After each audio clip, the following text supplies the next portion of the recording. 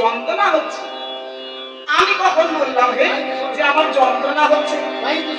আমি বললাম যে যন্ত্র না হলে, অর্থাৎ যদি কোনো যন্ত্র না বাজে, আপনারা বলুন নৃত্য করা যায়?